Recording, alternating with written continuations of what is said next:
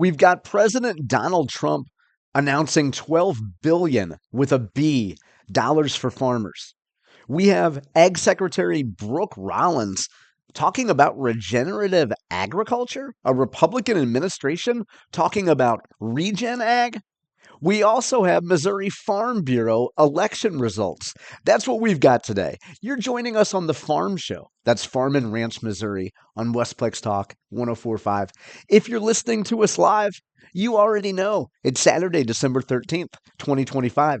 If you're listening in the future, well, hey, today is Saturday, December 13th, 2025. Okay, so we've got in B block, we'll talk about that 12 billion, or is it 11 billion payment for farmers? And in C block, we'll talk about regenerative agriculture and what the press conference on Wednesday in DC was all about. We'll hear straight from those folks via the press conference. And then we'll also, time permitting, look at a little news coverage, some plain language explanation of what really happened. But first, we're going to start right here in the state of Missouri. Missouri Farm Bureau annual meeting and elections took place earlier this week. Now, to get the scoop on what happened there, we're going to go to the Missouri Times, and specifically Missouri Times editor Jake Kroesen. I'm going to read you a bit from Jake's piece and his excellent coverage from the Missouri Farm Bureau annual meeting. Let's begin. More than 500 Missouri Farm Bureau members gathered this week for the organization's annual meeting, debating a wide slate of issues, from energy security to foreign land investment, while also electing a new vice president after a rare 3-round vote. Jake goes on to write, Monotone County farmer Andy Clay, a 7th-generation producer from Jamestown, was elected as the new vice president of Missouri Farm Bureau, succeeding Todd Hayes, who was retiring after years of service. Prior to his election, Clay served on the organization's board of directors, representing District 3, a role he won during the 104th annual meeting back in 2022. Clay and his father operate Clay Farms, a diversified row crop and cattle operation that also incorporates cover crops, which you'll hear about in segment 3 today. Back to Jake's piece. The farm includes land originally settled along the Missouri River in 1816. His father oversees the family's feed mill and seed chemical business, while Clay manages day-to-day farm operations. He and his wife, Casey, previously served on the Missouri Farm Bureau Young Farmers and Ranchers Committee, with Clay chairing the state committee in 2013. The couple later served 2 years on the American Farm Bureau Federation Young Farmers and Ranchers Committee. At the county level, Clay served as president and Young Farmers and Ranchers chair of the Monotone County Farm Bureau. Clay says he is honored to step into the statewide leadership role. 4 candidates sought the vice presidency, triggering 3 rounds of voting before Clay secured the 2-year term. As vice president, he will work closely with President Garrett Hawkins and oversee the resolutions process. If you're just joining us, we're reading a piece from the Missouri Times about this week's Missouri Farm Bureau annual meeting, their elections, and what was discussed. Jake Kroesen goes on to write, outgoing Vice President Hayes said the organization's bottom-up approach to policy remains his favorite part of the annual gathering. Todd Hayes said, when it's finally done, it's done, and then that's our policy for a year. So as the board of directors and our staff go to talk to people at the Capitol or in Washington, D.C., this is what we're telling members of Congress, state lawmakers, or agencies. Members strengthen policy language on energy development, solar siting, property rights, and eminent domain, reflecting concerns that have grown in rural communities across the state. President Hawkins said the state's rising electricity demand is creating pressure for new transmission lines and energy-related construction in rural areas. Garrett says, ultimately, people want green space or farmland to run new transmission lines.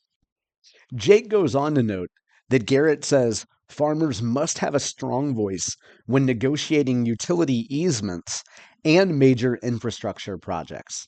Jake goes on to write, delegates approved updates on wind energy, energy storage, data center development, and eminent domain procedures. Hawkins said the work positions Missouri Farm Bureau well ahead of discussions with the American Farm Bureau Federation.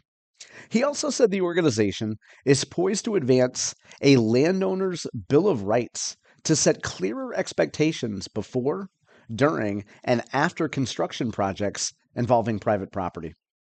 In addition to energy concerns, members reviewed policy related to number one, foreign ownership of U.S. farmland, which remains a prominent issue. Number two, standards for responsible data center development as the industry expands across Missouri. And number three, defining regenerative agriculture, a term increasingly used by agencies and corporations. What do you know? Earlier we heard about cover crops, which we'll talk about in our third segment, and now regen ag, which we'll also talk about in our third segment.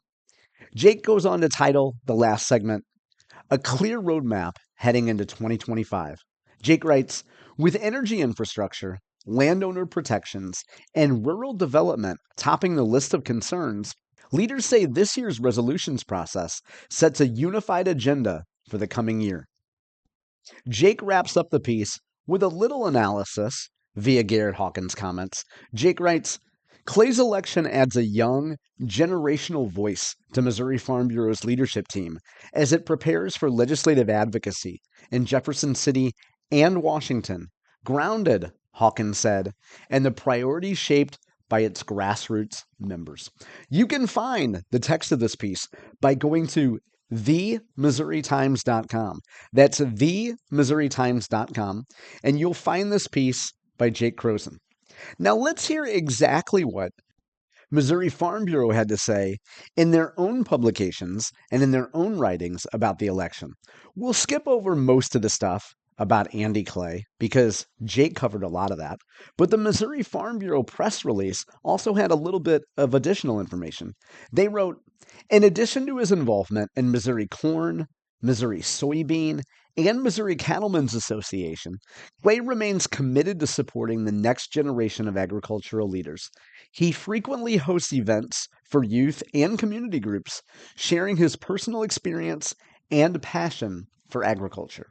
He and Casey have 3 children and reside in Jamestown. Now, the Farm Bureau also went on to detail information about the board of directors. Here's what they wrote. Dustin Stanton and Don Boarding were each chosen by local voting delegates to serve on the Farm Bureau State Board of Directors. Boarding will start a new 2-year term as the District 5 representative, replacing outgoing board member Chris Brundick, while Stanton will begin his service as the District 3 representative with 1 year remaining as he completes Clay's unfinished term. Stanton, who resides in Boone County, operates an independent, cage-free egg operation, along with his brother, Austin. Stanton Brothers Eggs produces, processes, and sells approximately 500 dozen eggs per day to more than 60 outlets in the mid-Missouri area. He also works on his family's traditional diversified farm that consists of beef cattle, row crops, and hay. The family's operated the farm since 1845. He served as a Farm Bureau ambassador in 2015 and since has taken on stints as the Boone County Farm Bureau president and treasurer. He received the 2014 National FFA American Star and Agribusiness Award, and his family was recognized at Missouri Farm Bureau's 2024 annual meeting with the Missouri Stewardship Award. Dustin was married to his wife, Brittany, in November 2025. That was just last month. Boarding, who resides in St. Charles County, is an account specialist for Archer Daniels Midland and the St. Louis River Terminal and serves as a CFO for Boarding Farm, LLC. Her family farms between the Missouri and Mississippi rivers with a corn soybean rotation and beef cattle operation. Dawn becomes the third member of her family to serve in a leadership capacity with Missouri Farm Bureau, as her husband, Jim, was the organization's Young Farmers and Ranchers Chair in 2001, and her son, Andrew, also served as Young Farmers and Ranchers Chair in 2023. Now, the Missouri Farm Bureau goes on to write, Spencer Bachman of Perry County was chosen to serve as the new chair of Missouri Farm Bureau Young Farmers and Ranchers Committee. He and his wife, Rachel, are the fifth generation to work on their family farm, where they operate a cow-calf operation and raise sheep, goats, and chickens on nearly 400 acres. Off the farm, Bachman is a machinist. He and Rachel have two children, Mila and Rowan. Bachman begins a one-year term as an advisory member to the Missouri Farm Bureau Board of Directors immediately. And then a last segment of news from the Farm Bureau. Incumbent board members Brian Koenig of Perry County, Dwayne Kaiser of Berry County, Stan Code of Wright County, and Dana Lane of Lynn County were each awarded new two-year terms to continue their service on the Missouri Farm Bureau Board of Directors. And as always, if you want to read this for yourself, you can go to MOFB.org. If you go there, you'll also see an honor for U.S. Senator Josh Hawley, among others. That's a teaser for you. Now, one more thing to do before we go to break. In the latest edition of the Farm Progress family of publications for Missouri, that's Missouri Ruralist, Missouri Ag Director Chris Chinn offered a special list. A Dear Santa list, to be exact. Here's what Director Chinn wrote. It's that time of year when youngsters everywhere are finishing their Christmas list for Santa. It doesn't seem that long ago that my own children wrote lists that included ball gloves, toy tractors, and the latest electronic gadget. Children putting together their list for Santa got me thinking about my wish list for Missouri agriculture. Let's call it the Director's Christmas list. New trade markets. We've heard so much in the news about China and the impact of buying soybeans from other nations. Without a doubt, that decision has hurt American and Missouri farmers. My hope is that trade agreements with other countries around the globe can help diversify our market options. How about an increase in domestic markets? I continue to be amazed at the ways agriculture products are used in everyday life. From using soybeans to power city buses or in firefighting foam, research and development helps drive domestic use of what we grow and raise. The same is true on the livestock side, as new cuts of meat help drive demand for protein. How about winter precipitation? Row crop and livestock producers alike have this one on their list. We all need precipitation this winter to set the land up for planting and grass growth next spring. Director Chinn continues, elimination of foreign animal diseases. Highly pathogenic avian influenza, New World screwworm, African swine fever, to name just three. We've already seen the colossal impact HPAI has on the domestic poultry industry. The latest virus strain first appeared in 2022 and continues to hang around. New World screwworm is knocking on the door at the U.S. southern border, threatening livestock production. ASF was confirmed in yet another European nation in early November. How about elimination of plant pests? Spotted lanternfly, spongy moth, and emerald ash borer, among others. Missouri already faces some of these pests, such as the emerald ash borer, which has killed millions of ash trees across the country. Others, like the spotted lanternfly, are moving closer to the Show Me State. This pest feeds on more than 70 different plant species, including apple trees and grape vineyards, which could devastate Missouri's wine industry. Another item on Director Chinn's list, affordable feed prices with strong livestock markets. Cattle producers have seen record prices recently, and producers are showing balance sheets in the black for the first time in a while. More affordable feed costs are playing a role. It remains to be seen if prices will stay strong as producers start to rebuild the smallest national cow herd in 60 years. Director Chinn writes, opportunity to raise more livestock in Missouri. An increase in processing capacity will largely drive a demand to finish more animals in Missouri.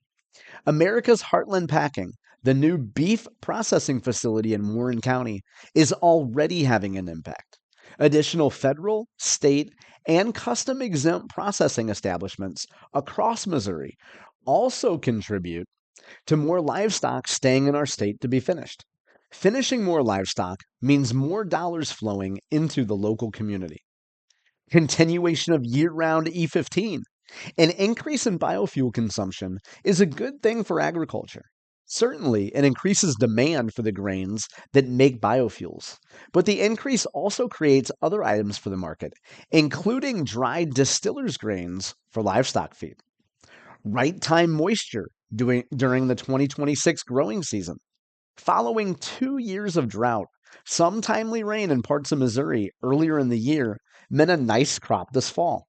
If only that pattern held for the whole year for all farmers. And how about an increased understanding of agriculture by consumers? Less than 2% of Americans raise the products we all eat. While I do see a shift toward taking a keen interest in food production, many Americans simply don't understand what it takes to raise a crop, whether that be livestock or grain. People connect to human stories, and farmers have the best ones to tell. Help them seek, hear, and understand our agriculture stories. Director Chinn writes, so, dear Santa, that is my grown up Christmas wish list. I ask for these things on behalf of Missouri's farm families. Farmers are eternal optimists, and we will keep working, even if these things do not come. If it helps, I will leave a steak and bacon next to the milk and cookies on Christmas Eve. You can find this piece by going to farmprogress.com and you can click on Missouri Ruralist, or you can go to farmprogress.com and just search for the keyword Missouri, and you will find this piece from Missouri Ag Director Chris Chinn. That's all the time we have for A Block, our first segment today. When we come back, Donald Trump announced $12 billion for farmers. What's the likelihood you can get your hands on it? And what crops is he talking about? We'll answer those questions when we come back.